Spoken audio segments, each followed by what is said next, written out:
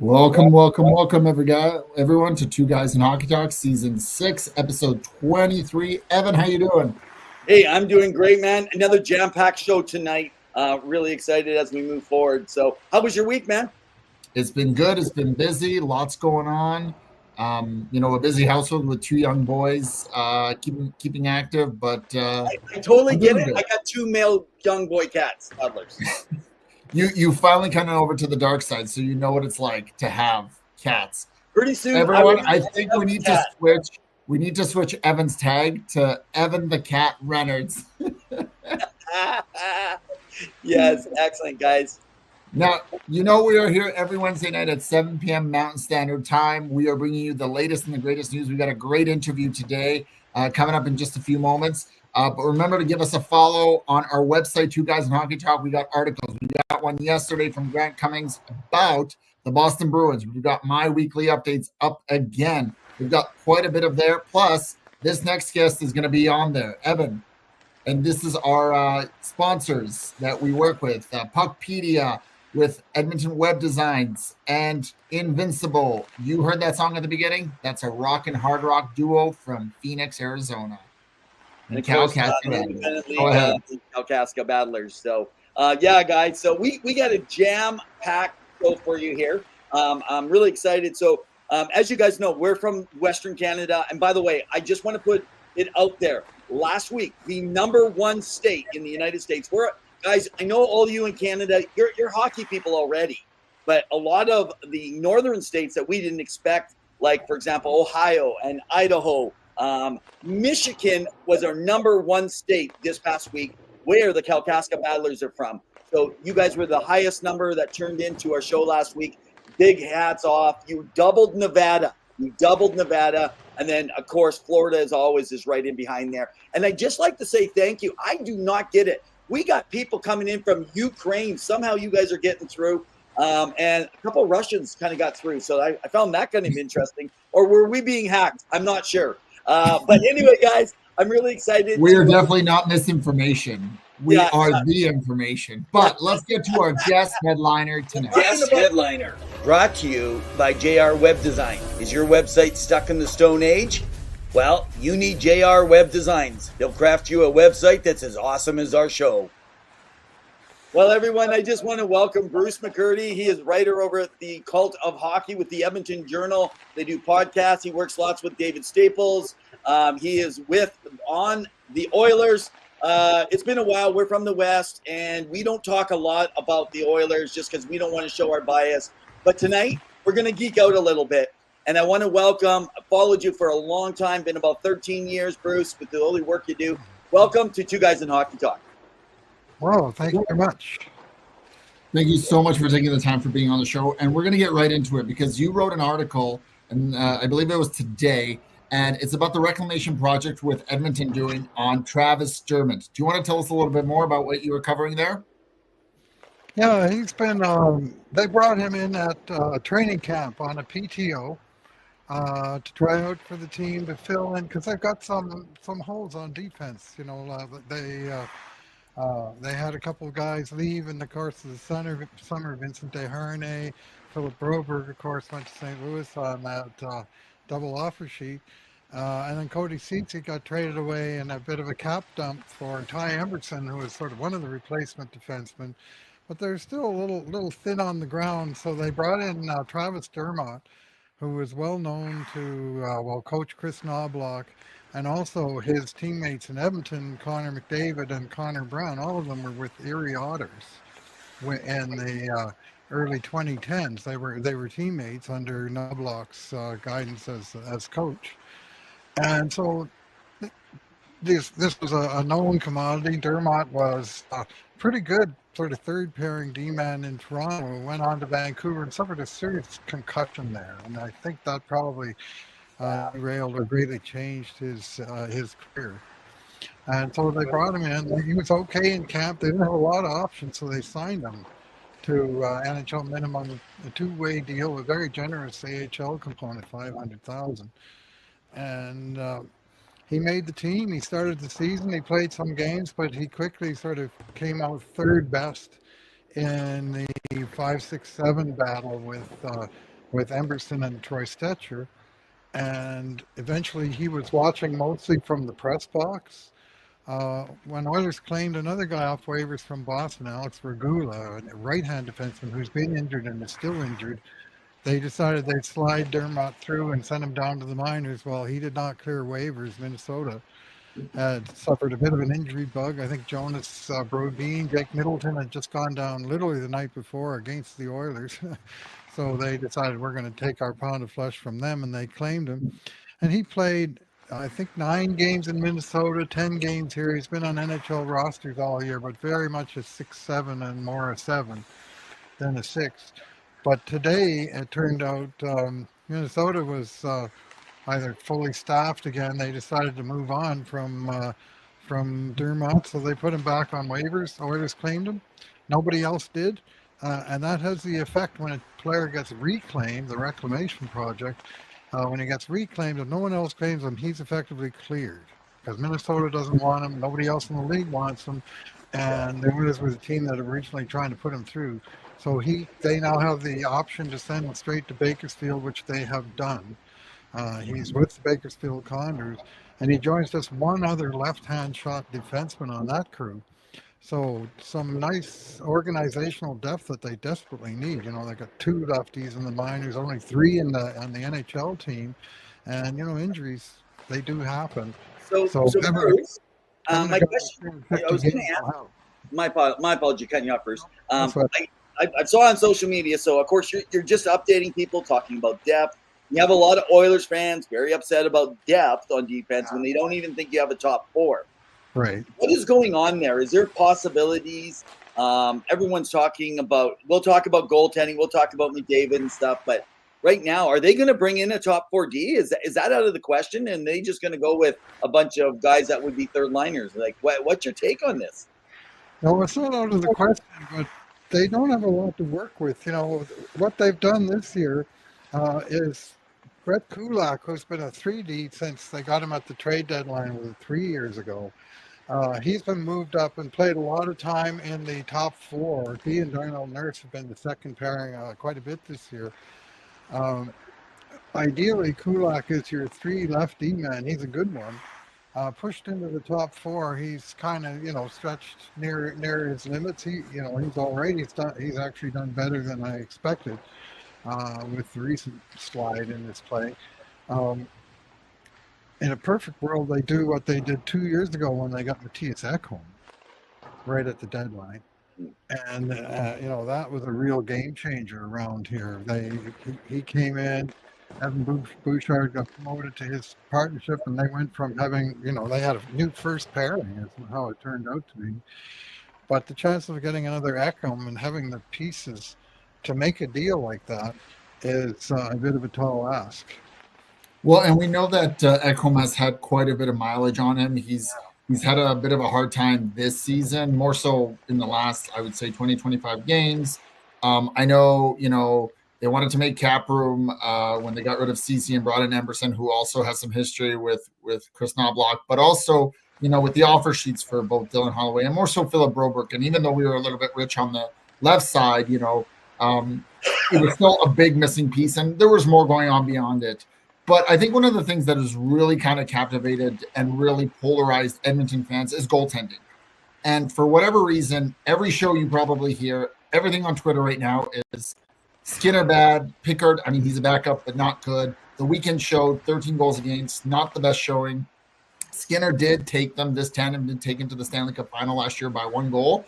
But is goaltending a problem? Can they replace it? It sounds like when Bowman spoke with Frank, he talked about how there's no way, then it could change. Do you think goaltending is an issue? What do you see from Skinner? Right now, I see a struggling goaltender, and he's been struggling for a while. And honestly, it doesn't help a whole lot that he's under the microscope, and every time a puck goes into the Edmonton net and the goal horn goes off in some foreign building, and he's got 400,000 critics out here. All of them expert on goaltending, mind you, who have strong opinions on what could have been done different. And, even a game like last night, where frankly the entire team stunk in Tampa, third game in a row where they stunk. And you know what? The high danger chances in that game, as per natural stat trick, were 16-4 for Tampa Bay. 16-4. It's a 4-1 ratio. Guess what the score of the game was? 4-1. What else? It's the goalie's fault, obviously. Yeah. So, not even Connor Hellebuck is stopping all of those. Well, that's right. I mean, they're saying, look, well, Oilers had the second best goalie again. And I'm going, yeah, Andrei Vasilevsky is pretty good, He's kind of their secret weapon. And the thing about the Oilers' structure and budget is they got $3.6 million in goaltending. And that's less than most of the teams that they're playing. There's a couple of exceptions in Washington and Toronto where they got budget goaltending and good results. And Edmonton, we've had good results until, this current 4-game slide where, Rome is burning. So I think, let me just play devil's advocate here. I'm going to stay on this for a minute so you can cover any other question. Now I've gone off track already, Pavel. But let's go around. And so I'm one of those 400,000 critics on goalies. I feel stupid talking about it, even though I play the game and I analyze it. Because now I feel everyone puts me in with those 400,000. One of the things that you'll notice is, so when you look at numbers, and I'm just kind of wondering on you do a lot of the behind the scenes, specifically around the Oilers. So someone like Peter Mrazek, he's playing behind a terrible team, and I'm sure if you had natural stat trick with them, you're going to notice on the numbers are going to be up there. But yet he can keep above a 900, usually a 905 to 907. How does he do it? How does people like Blackwood, like these guys, Lucas Destall or John Gibson? So now, when I look at Skinner's game, and we can go back on our show, and I've been saying this. I like Skinner. In fact, one of our play-by-play guys. Oh boy, why am I forgetting your name right now? Louis DeBrusque or Jack Michaels? Our guy, Sean Mullen, who called Carter Hart. He used to be play-by-play for the Swift Current Broncos. Right. He loves Stewart. He's been behind him from the beginning. And my thing is I see you'll watch him get turned around. He struggles on his turns. I know I was in a conversation with Jim Matheson on this and saying, hey, goalies, they're just battlers like Dwayne Rolson and stuff. Today's game, it's different though. You're either a blocker or you're athletic, like a Marc-Andre Fleury kind of a position. When you watch his lateral slide, like that puck coming around the corner, it looks like it deflates the team, right? And I know the team's still responsible. So what do you say to those naysayers? I'm not saying that is the correct take, but that is a huge take that's out there. It is. I've heard, the team's given up because every time they score, another bad goal goes in and it deflates them. Well, they're professional athletes too, when they make a mistake or a teammate makes a mistake, you pick them up. Sometimes when you make a mistake, the teammate picks you up. Stu's done that plenty of times. Right. And, those all seem to be forgotten. Like, nobody seems to remember the Game 6 against Dallas last year where the Stars outshot the Oilers 35-10. Yeah, I remember that. And the Oilers and Stu Skinner beat the Stars and mighty Jake Ottinger 2-1 in that 6th game. And he stole their way into the Stanley Cup Finals in that game. There was no other way to put it. And yet, when people talk back about the playoffs, they say, well, he almost cost them the Vancouver series. And in fact, they won the Vancouver series with Skinner backstopping a 3-2 win in Game 7. Right. So his record's good, but this year less good. And as his season goes on, his game crumbles. The noise gets louder and louder, and Bowman might well feel the need to do something.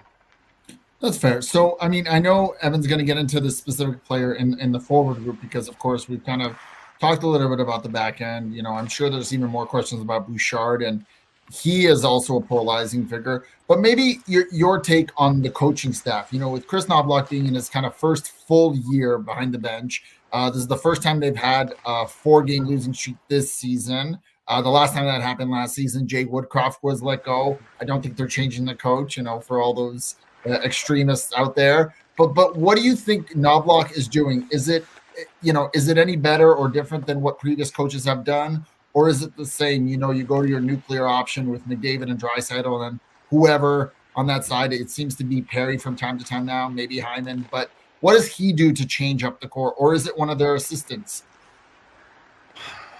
Well, he's changed their style of play to a more defensive front. They were an excellent attacking team. They led the league in goals. They led the league in shooting percentage. They led the league in power play percentage 2 years ago under Jay Woodcroft, and now they're down a little ways in the pack in offense. And until this recent thing where their goals for is coming down, their goals against is coming up, and their whole statistical package is sliding down towards the bottom of the top 10. They've been sort of sacrificing some offense for more more goal suppression, and it's worked largely under Knoblauch, and they've consistently been an out-shooting team. Like, I break down each season into 10-game blocks, and every 10 games the Oilers outshoot their combined opponents by 40 or 50 shots. Wow. Like clockwork, time after time, all of Knoblauch's things. Well, in the last 4 games of the losing streak, they've been outshot by 40 shots.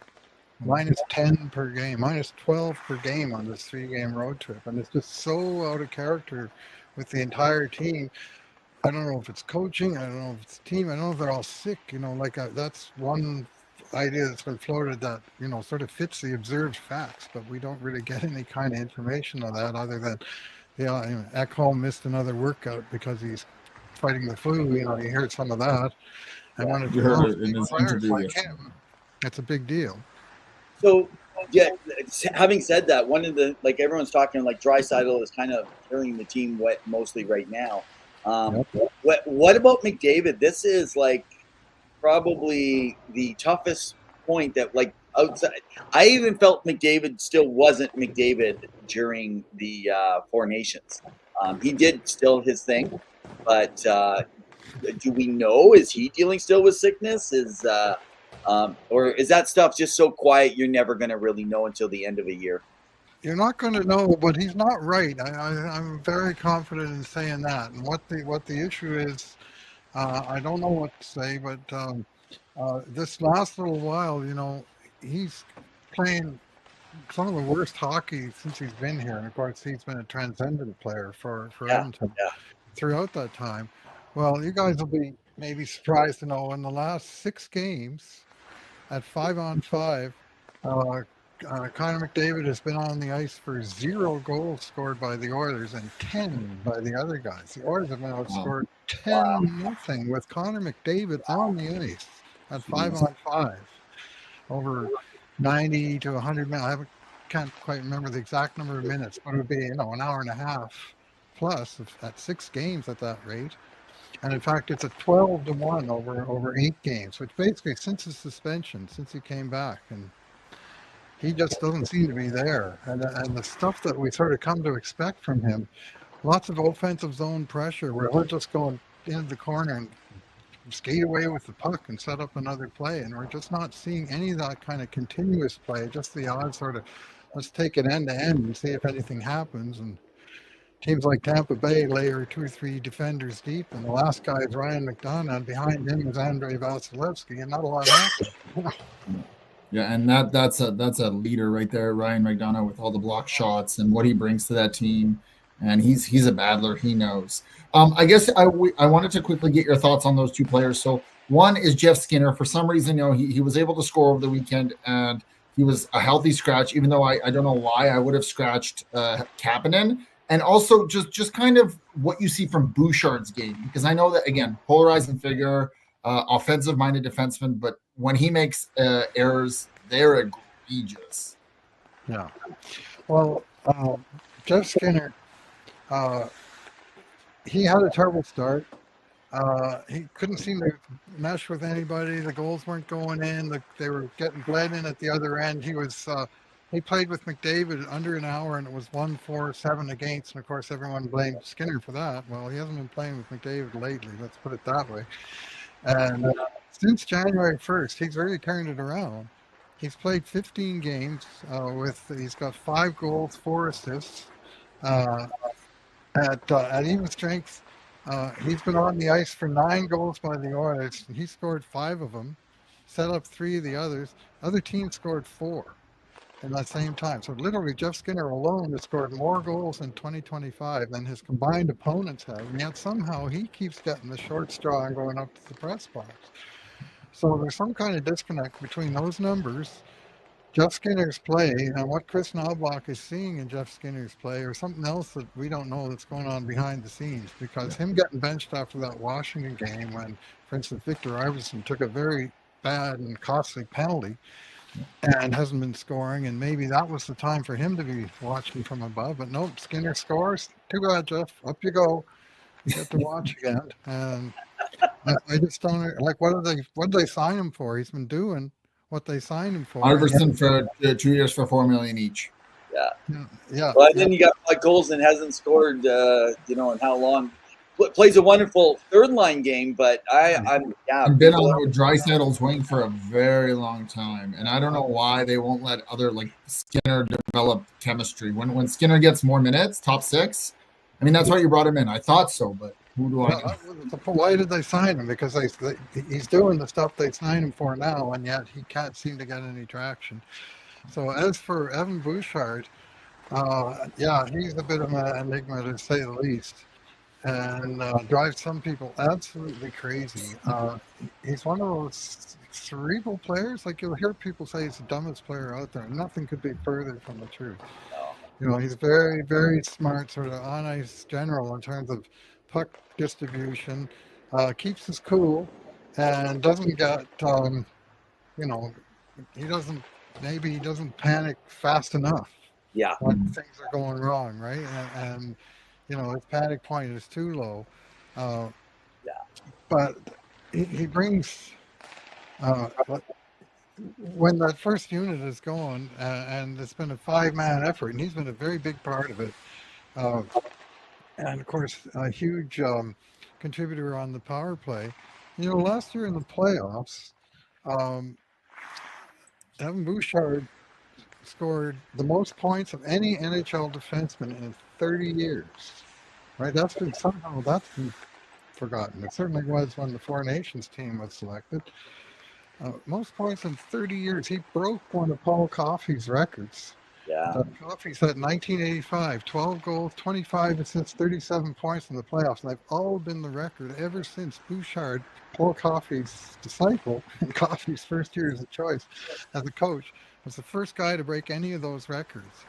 He brings a lot of game, and he's the best guy they got at getting the puck to Connor McDavid with space and time, and puck on the stick and not in his skates or behind him or off the ball board somewhere in front of him. He puts it where Connor wants it, and that has huge value. It's interesting because you have to develop the habit to not panic. And what people think is like, well, then you're just smart enough, you can just rush it. You actually can't. Your brain is now in a certain pattern, and it will always follow that pattern. So people got to know. I mean, I think people forget that Paul Coffey was horrendous defensively.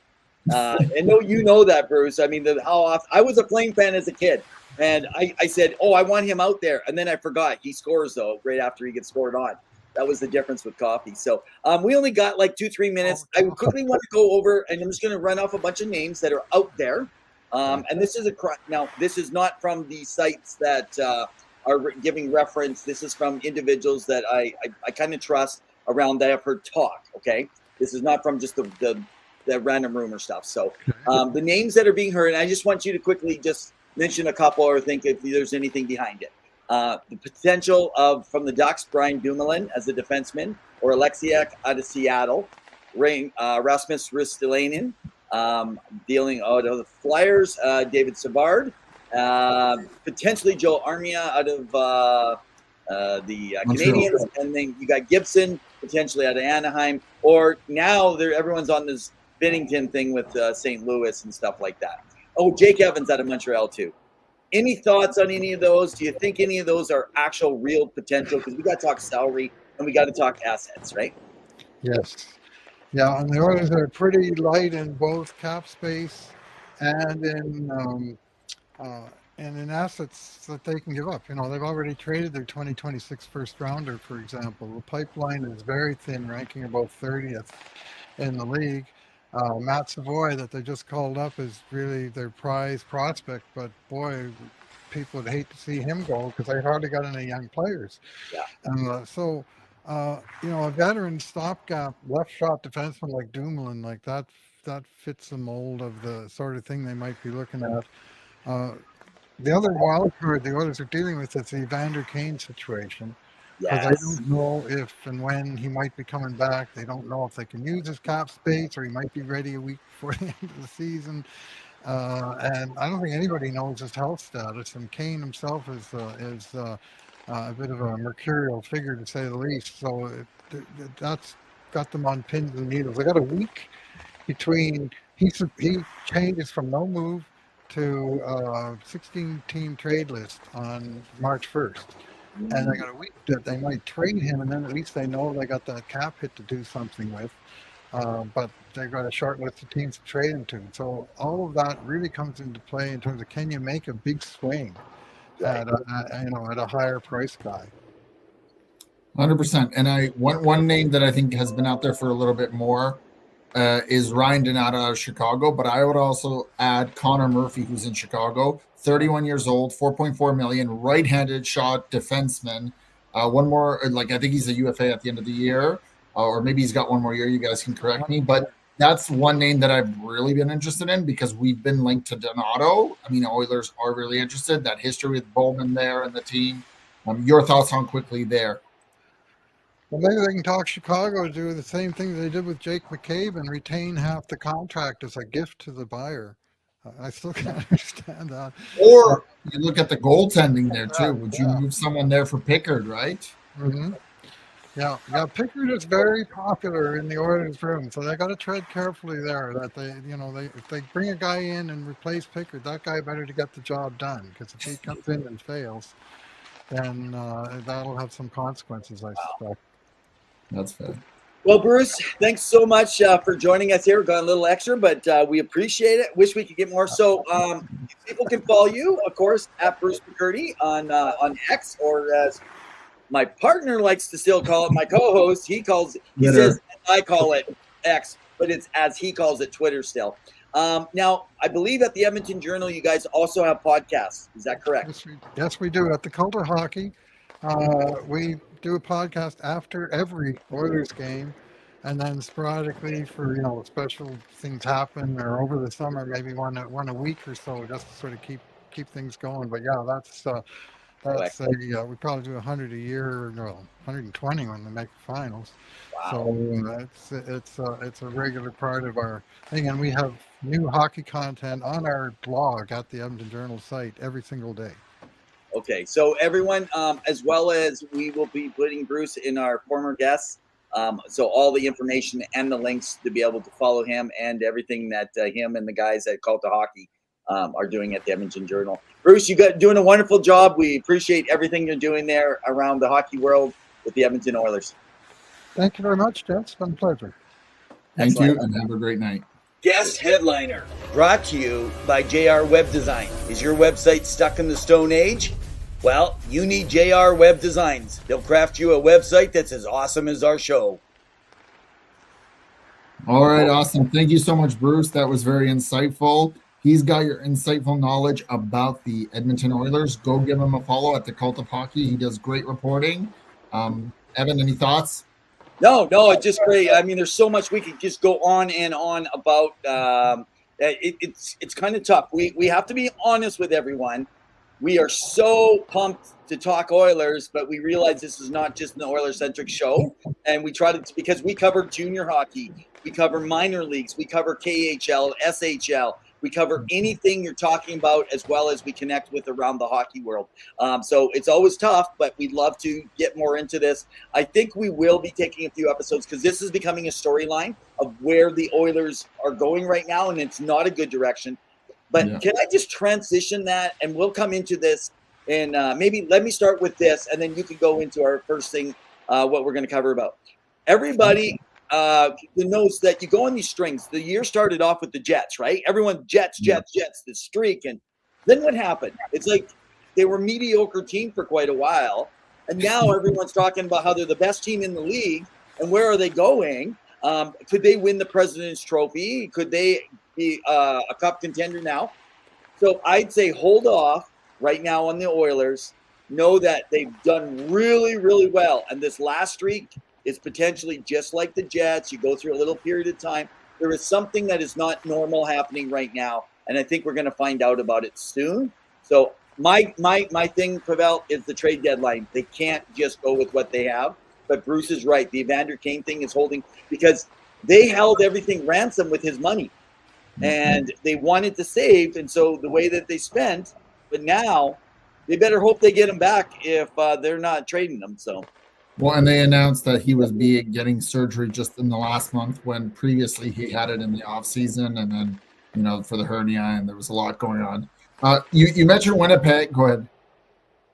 No, I was going to say we're talking about a superstar in McDavid, but I know you like to rub something in here tonight about. Well, I like to just say one thing. So we're getting into, because we were talking about Winnipeg and winning the President's Trophy. Well, there's a team out there that could compete for that, and that's the Washington Capitals, who have been on fire.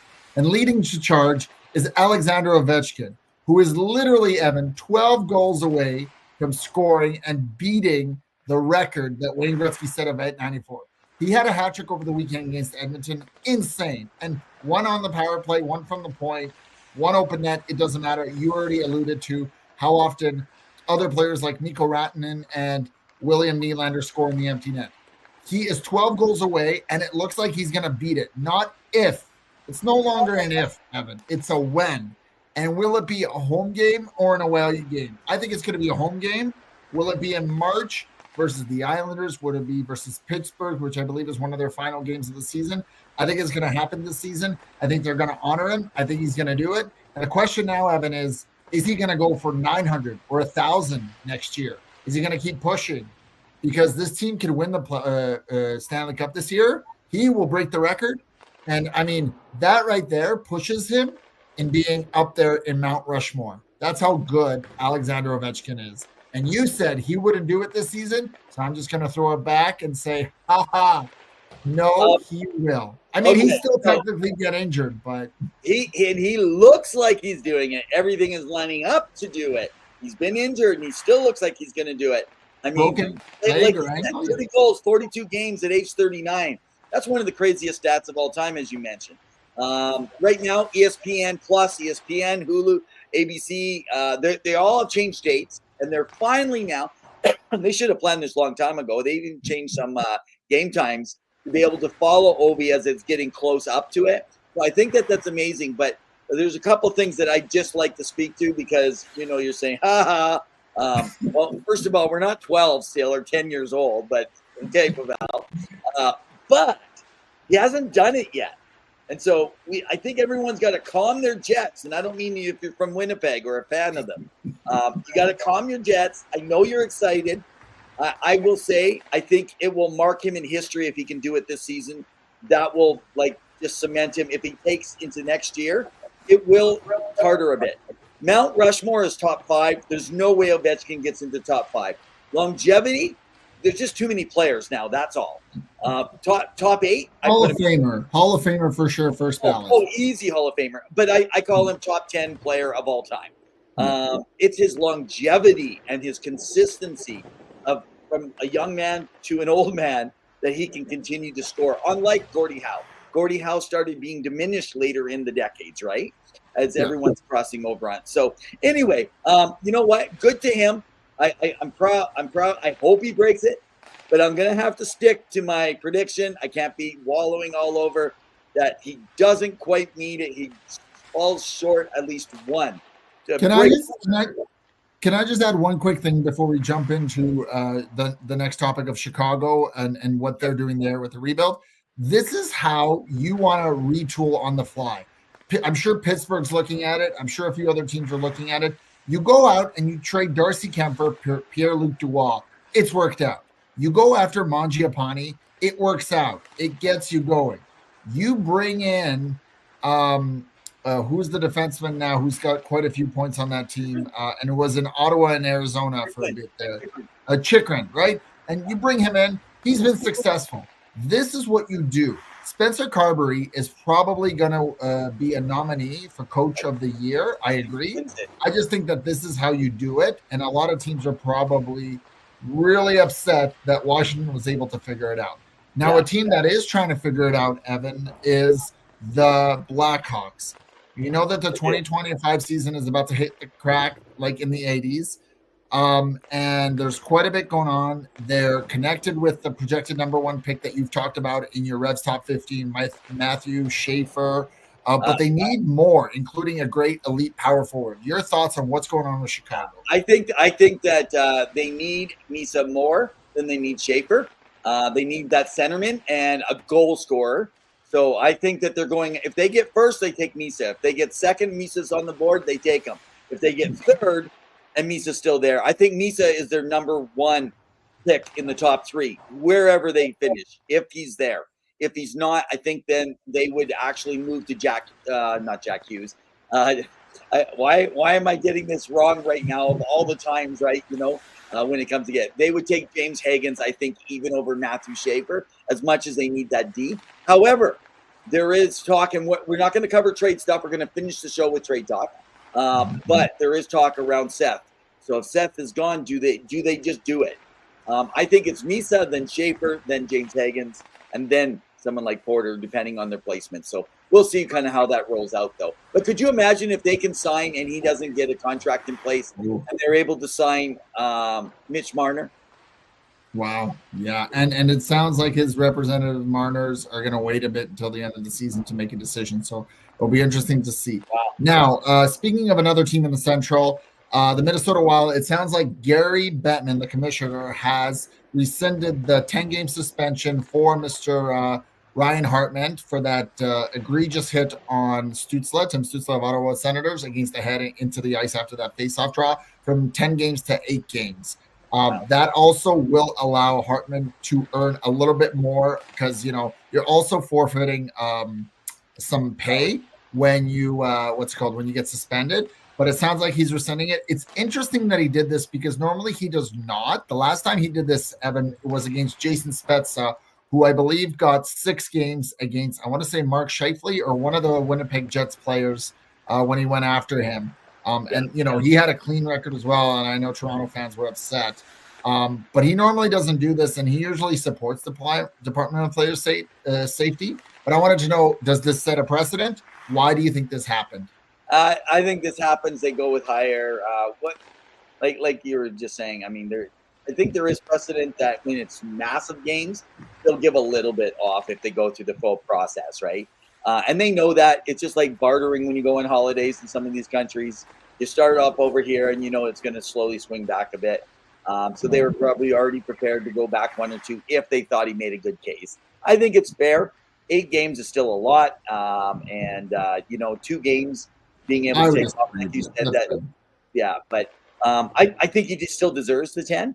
But I think that it's fair. But it's kind of weird when he gets 8 and that one situation where the refs didn't do their job and 3 games for Connor McDavid. I'm just coming back to the Oilers a little bit on that one. 3 games for okay. So so around the Calgary Flames, we were talking last week about Zane Perrick and how he's off the charts. He looks to be going to hit 30 goals again this season. No D-man has scored back-to-back 30-goal seasons in his draft 1 year away and his draft year. No goal. This has not happened. This has not ever had come out from any league going in to be drafted, including a high school, who you think would be able to in the later rounds and stuff. So you got to say, even guys like Matthew's brother, Luke Misa, continues to play well. So guys, if you are a Flames fan, he's got attitude. You say that he's a little like Bouchard. Sometimes he'll have a defensive lapse, but he's going to score though for you, even more than someone like Bouchard. And I think he's going to mess it up. He's going to have an attitude like you had when you guys had Phaneuf back in the day.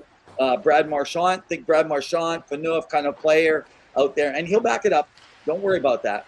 He will. You guys loved Matthew Tkachuk when he played with you. Well, there you go. He's that same kind of a personality. So great to you guys. Awesome.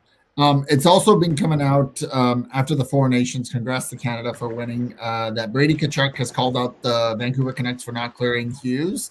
There's also been some questionable calls by medical staff in terms of what happened with Matthew. It sounds like he's got a groin injury. He was on the Tonight Show with Jimmy Fallon, promoting the game, growing the game, which is what this tournament did and it was supposed to do. So they knocked it out of the park. But your quick thoughts on what's going on with Brady Tkachuk calling out the Canucks, and also he himself not playing for Ottawa still.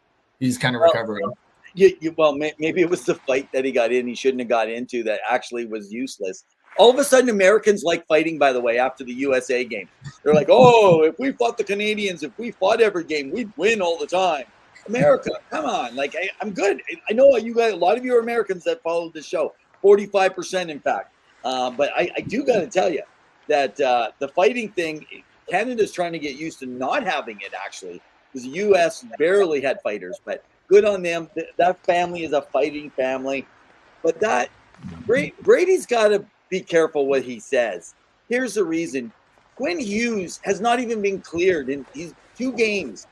2 games he has now missed. He has not been cleared for the Vancouver Canucks since the Four Nations.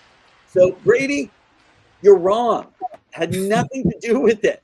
Otherwise, he would have been playing for them already. You thinking they just didn't want to let him go? Vancouver did nothing shady. So I don't know what you're saying, man.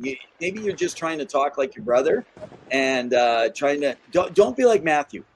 If I pick you over your brother. But man, you got to stay away from that. You guys gave fuel to the fire to Team Canada. It was brought up, so stay out of that. Anyway, but I love the fact that let their personalities shine. It's creating more drama, which we love. And speaking of some other teams there in the Atlantic, the Stadium Series is happening this weekend in Columbus, Ohio, versus the Detroit Red Wings. It looks great. It sounds like there's going to be 90,000 plus fans and people in attendance. That includes media. That includes all extras there. It's going to be great. You can say what you want, Evan, but Columbus has had a great season so far with Dean Evison behind the bench and really getting him, especially with all their injuries that they've gone through. Zach Werenski right now was one of my top Norris candidates just because of how well he's playing. But you also indicated, I believe to me, that you were talking that Aaron Porcelain was reporting about the first-round draft pick Kalen Lidstrom took to the ice at the end of the optional skate today. He's been out all season. Any word about that? Because I know they've gone through a few injuries. Yeah, so no, it looks good. They didn't think he would even be maybe making it back. So we don't know the results since. The last that we had heard from Aaron Porcelain was that he was out there. I heard from Mark Shagg, who was on our earlier on, who writes for the Hockey Writers out and actually shared with us on the Johnny Gaudreau stuff. Remember at the beginning of the season as one of our former guests. And so they're also saying, yeah, no, it's out there. It's been reported. So that's good news. He's probably still a month or two away if he can make it back for the end of season. If he can make it back and even get a few games in to end the year, that is a big sign already, because then it would give him next year to be able to go back down to Medicine Hat, get a few games in, get maybe the first 9 games even with the team, and just get some time to rehab that and play a little bit more around it, right? Yeah, and it sounds like Adam Fox of the New York Rangers is also back on injury reserve, so he's moved off LTIR. Potentially could be back before the end of the season. That's good because the Rangers have been going after their weird kind of blip. So Edmonton fans, if you're looking at odd things, the Rangers were almost out of the playoffs. Like they're really falling from grace, and yet now they're still competing. Quick thoughts there. So something people got to remember, McDonough was never quite the same player after he separated the same shoulder twice in 7 months. And I don't think Fox has been quite the same player since he got injured on the same knee twice in 5+ months. I know he didn't miss, but I worry about that stuff. And watching the Four Nations and his a bit of a struggle for Fox. I mean, he wanted to be there. I think that we're not going to really know till next year. I really don't think we're going to know how. Yeah, I think it might be a bit of an anomaly of what he's going through right now. I mean, he's still, him and Panarin, man, when you're talking about combination between forward, and still great, but I don't think he's the player that they would like him to be. 100%. And in not so good news, unfortunately, and there's no easy transition, the NHL and the hockey community lost a great legend, Mike Lang, an American sportscaster best known for his play-by-play announcements for the Pittsburgh Penguins, passed away on February 19th. It was a big loss. He was a great play-by-play. You know, he went through some of the great times with where there's Mario Lemieux and Jaromir Jagr or Sidney Crosby and Evgeny Malkin. He was calling the plays. He brought his own style of broadcasting to the thing. And I think if you're in the Pittsburgh area or you're a Penguins fan, you know exactly what you were getting when you were watching. Any thoughts there, Evan? I loved watching him, listening to him broadcasting. He was wonderful, just wonderful. And that brings it in for some of the NHL news. We'll get to it a little bit, but I know you wanted to talk about Around the Rink because there's quite a bit going on there. So let's get into it. If you're a fan of hard-hitting, exciting hockey, catch the Kalkaska Battlers. Around the Rink is brought to you by the Kalkaska Battlers. Let them be your local hockey heroes. Hey, everyone. So there's been some interesting news that has come out essentially what's happened is there has an expansion of programs. It has officially been announced with the CSSHL. So for you that aren't familiar, that's the Canadian Sports School Hockey League. They are 38 Hockey Canada and USA accredited schools, but they have 124 teams and over 2,500 student athletes that they actually work with. So with this expansion, the chances of your kids being able to play AAA are going to increase because there's going to be more opportunities and more expansion. So I think with all the changes, we talked about, the landscape is changing. And again, this is probably going to be more for northern states is what we're going to find, even northeastern potentially. But yeah, so that's one thing that's been mentioned out there. Now, this has been brought by Darren Dreger, which surprised me. I didn't know this was going on. The NHL and the CHL got together this past week here. I think it might have been even yesterday. There's discussion of a new approach to North American junior hockey. So junior A hockey as we know it. Mm-hmm. Now the NHL could help and guide future expansion and as well as growth as an even bigger league. But it's really early going on. So that's what Dreger is reporting.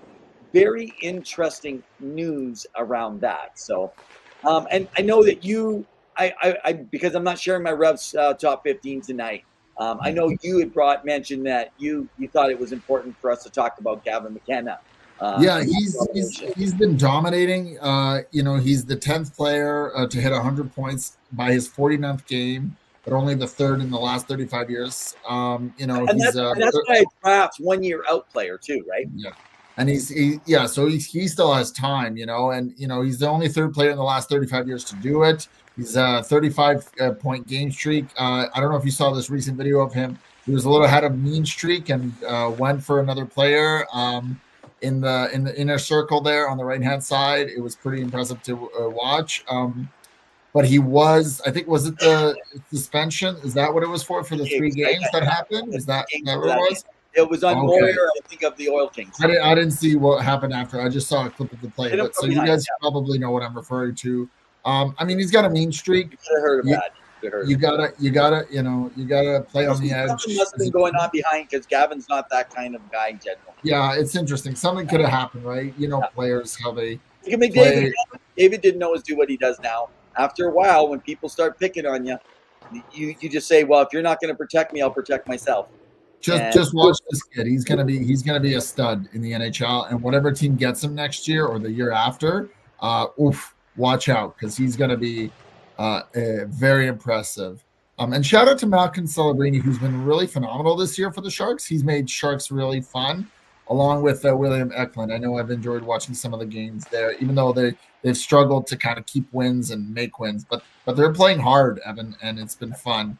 But that's pretty much it. Any other news around the rink, or are we done? Well, we're good. I think that we want to cover a bunch of potential trade talks to wrap up the show in the last 8-9 minutes. So Here we go. If you're a fan of hard-hitting, exciting hockey, catch the Kalkaska Battlers. Around the Rink Is brought to you by the Kalkaska Battlers. Let them be your local hockey heroes. Now, before we get into all the trade talks, because there's quite a bit around going on with the trade deadline next Friday, which is going to be very busy, not only for us, but for the whole NHL and all of the hockey world. I know you and we quickly brought up Winnipeg, and it sounds like potentially they're the favorites going into the final stretch for a Stanley Cup run. Quickly, what are you making of this season? I know they just won 10 games in a row. They're firing on all cylinders. Do you even bring somebody in a trade to bolster that up? I know Kevin Sheldadoff likes guys who are on term and are more consistent. But what do you even bother, or do you let things be, right? So that you don't mix with the chemistry? Depth. It's only depth. You're moving out like a fourth line. Maybe you're wanting another penalty killer for depth in case someone goes down. Something like that. I don't think you mess with your top 4D. You don't mess with, top 5D in their case. And you don't mess with your top probably 9. Well, and you got to think, like, would Nick Ehlers be a chip that they can throw because he doesn't have a contract next year, and he could potentially be on the move? Would you do that when they think they have a strong chance to be a contender? Right? That's true. Like you take him out. Yeah, that's a tough one though, right? Because what if he can? That's what helps you do the Washington thing a bit, right? Yeah. So before we get into everything going on, and we'll get into LA right after, the big one is Mikko Rantanen. He was traded over from Colorado a while back. It hasn't been completely the best fit in Carolina, but of course it takes a bit. It was a bit of a shock. It's kind of almost a breakup with the Colorado Avalanche. He didn't expect it. He struggled to perform, but it sounds like reporting says that he was offered a big contract during the Four Nations thing. And Tom Dundon, the owner of the Carolina Hurricanes, is really pushing to have him there, to sign him long-term, to have that big fish. Before anything else falls, what do you make of the Mikko Rantanen situation? Does he stay in Carolina? Does he get traded? Does he go on a run? What are you thinking, Evan? Well, first of all, I think people were out to lunch thinking he was going to pull in $14 million and saying get rid of him out of Colorado. That's why he was shocked. He was willing to take in the 11 something. Then it was talked about it might be 13 and a half. Well, it looks like it's being said by Friedman that it's like 8 by 12 and a half is what the offer is being put out there, which is a wonderful contract at an older age to be able to pull that in, right? So good on him. But yeah, I remember. I guess what I wonder is what do you do, right? His agent doesn't even know. So if I'm Dundon, I'm trading him. And I'll tell you why.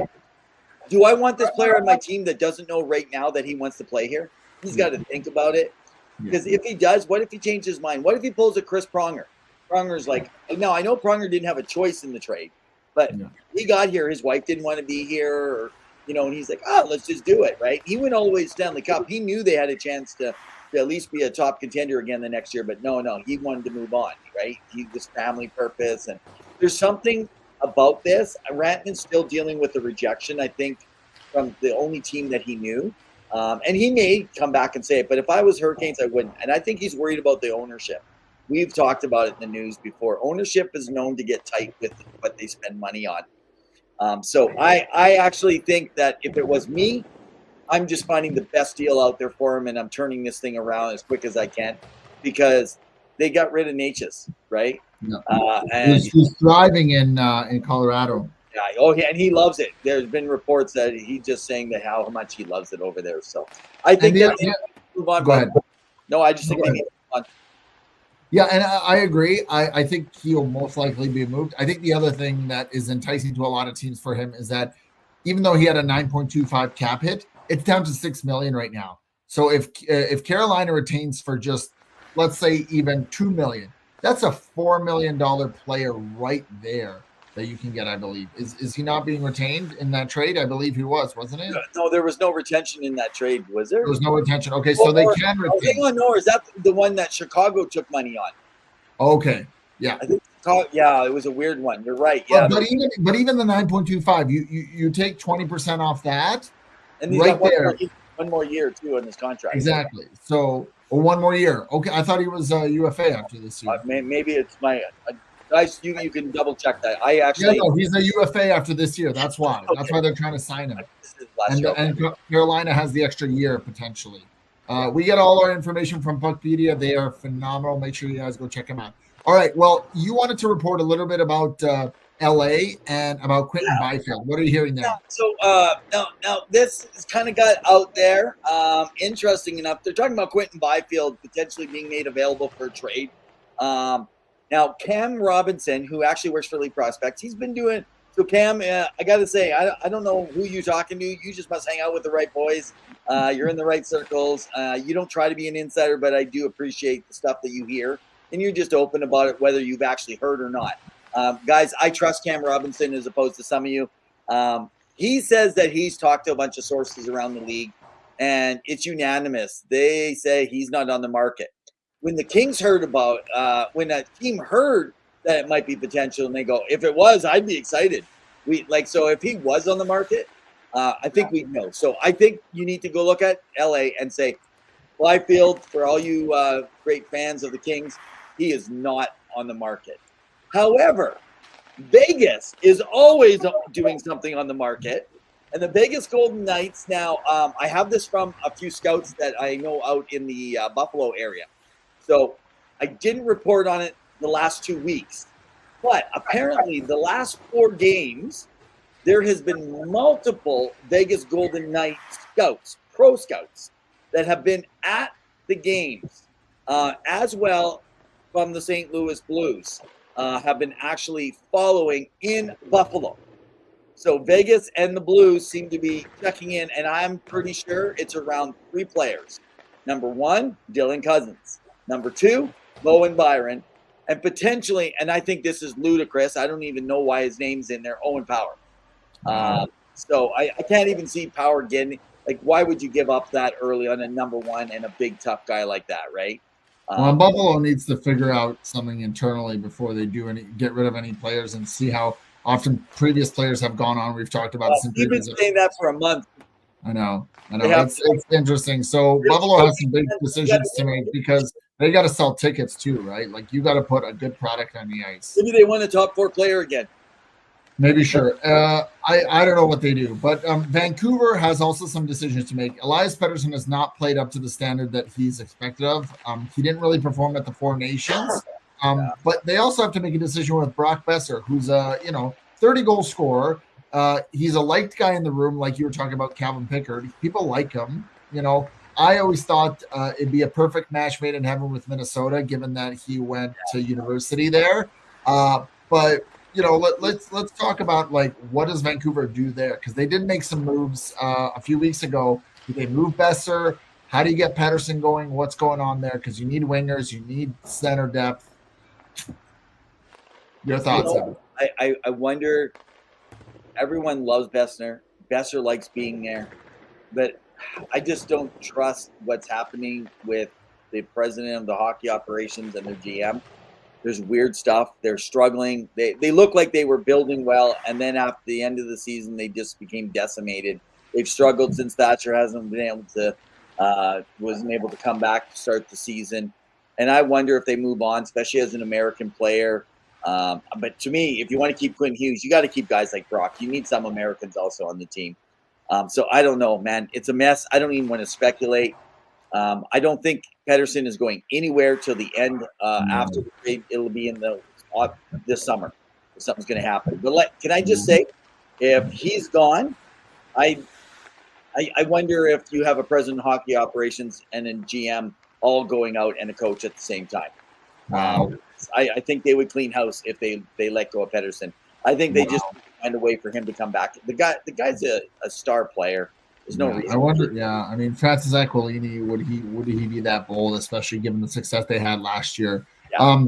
Well, we'll be reporting on that. There's quite a bit there, but the final team I want to get to before we finish off the show and get some. I don't know if you want to do hockey history tonight. Is the Flyers? Yeah. I know you talked about Ristolainen and that his reputation in pre-2020 is hurting his value.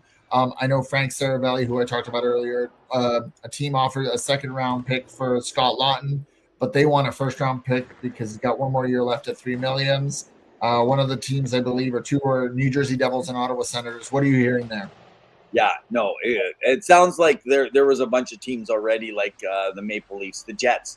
The Jets have, and that maybe that's man. I know I should have talked about that earlier. I forgot that the Jets were in on something like that, because that could be your third line, and they shuffle some things around for their lineup. I could see them, as long as they don't have to have a guy going out, because you are sending someone to a rebuilding team. I don't even know, Jets fans, you come up with who you could trade to bring Lawton in to see what's potentially there, right? Yeah. I do think Ristolainen, his value has been hurt from basically last year. I think this year, I would still trade for him. And I do wonder, I know Dumoulin was someone Bruce McCurdy talked about for the Oilers. I do wonder if Ristolainen, they like big guys in Edmonton. And I wonder if they would consider him, on that second line then to play with Nurse. Could you imagine Nurse and Ristolainen, the two, like you got two big trees back there. They liked it when Desharnais was playing up there with him, but Ristolainen has that ability, right? There's a little bit more, yeah. He's pretty good at zone. He stays back. You can get him to stay back and let Nurse then jump up a bit more, right? 100%. Which Nurse does anyway. So, he had a good season this year, even though the contract's not justified. He's playing well. So we'll leave the information on the Blackhawks. We won't worry about that for this one. Why don't we? I see it's already 2 minutes after. Why don't we I'll wrap this up with a moment in hockey history here today. The Kalkaska Battlers presents Hockey History. Catch the Kalkaska Battlers as they compete in the APHL. Check the skills, speed, heart. Make sure you catch a game and experience the thrill of live hockey. Go Battlers. Hey, everyone. So here with hockey history, I want to take you back. This was a specific one I did want to hit on because March 2nd, 1993 was a date that everyone should remember. If you don't know it, you're going to know it now tonight after watching. I want to talk about Mario Lemieux. We're talking top 2 player of all time. I don't know if you would ever have him outside of there. It was his triumphant return. So if you weren't familiar, you're younger with Mario Lemieux. His career was marked by his incredible talent, but also his perseverance. He battled with Hodgkin's lymphoma. He returned to the NHL. That's cancer, folks. He continued to dominate after that, even after achieving some remarkable scoring feats. Now, his 92-93 season in particular stands out as a testament to his resilience. On March 2nd, now it's going to be past that when we see you next week, in 1993, the same day that Mario Lemieux completed his final radiation treatment, he flew to Philadelphia to play against the Philadelphia Flyers. And he didn't just play, he scores a goal and he records an assist. Remember, he just had radiation treatment. His return not only ignited the Penguins, who went on a 17-game winning streak, but his act of playing on the same day as his final radiation treatment is something that people still talk about today. It is not just a sports achievement. It is a testament to the human spirit's ability to overcome adversity. This man is worth talking about in hockey history, and that's Mario Lemieux. The Kalkaska Battlers presents Hockey History.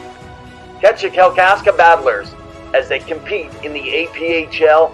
Check the skills, speed, heart. Make sure you catch a game and experience the thrill of live hockey.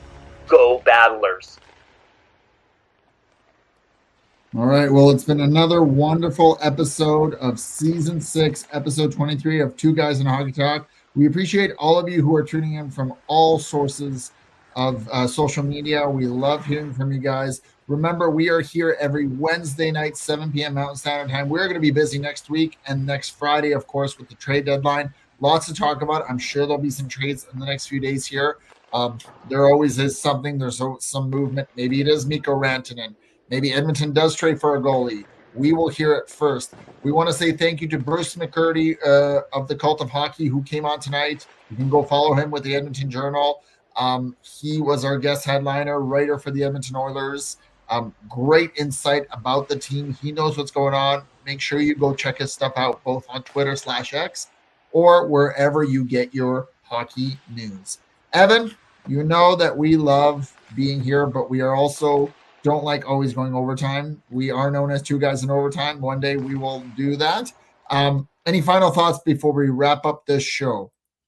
No, I just like to say again to thank everyone. I'm so proud of the guys coming out of Michigan, Idaho, some of those places. BC, hey, just when I think you guys quit watching, you jump back on board. Ontario's always good. Quebec, thank you for those, especially you fans that are watching in delay, because you're in bed when this happens live, and then you guys jump on. You're coming in from Bangladesh and India and throughout the continent of Africa, New Zealand now, not just Australia. So thank you. Thank you so much, and we appreciate if you guys can help us out, as Pawel said. Follow us at REV or at hockey_2 on X, or as Pawel likes to call it, Twitter, still. Or definitely go and follow and like us on Facebook. But please, do go to YouTube. We're trying to build the YouTube channel now. That's something we've used as a library, where you'd like to get to. But I can throw this out as a plug here tonight. If you want to join the Two Guys in Hockey Talk team, we're looking for someone that can do video editing, because we're looking to build some shorts and start marketing around some of the shorts off of our shows and our guests. So if that is someone that's interested, that's our goal between now and the end of the season, that we want to start building that next part of our marketing around our YouTube channel. So please reach out to us. Let us know. We love to, we'll be a part of your portfolio. If you're good at marketing, come join us. We do a lot of work, so we appreciate you guys. Let us know. Email us. We'd love to hear from you. Evan, it's been a rig-a-ding-ding-dandy, as you like to say, or whatever jargon of words you like to put together.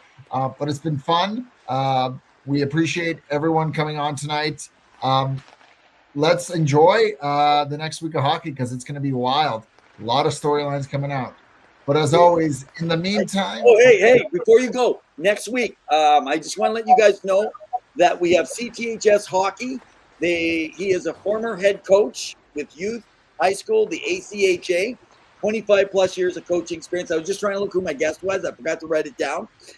They have their own podcast. They are a big authority on high school hockey in the United States, out of Connecticut. So looking forward to having them on with us next week. I just got to work on some details. So guys, jump on the show next week. We're going to talk more things hockey, not just in Canada and the US, but all around the world. Well, in the meantime and in between time, keep your sticks on the ice. Stay safe, guys. We appreciate you.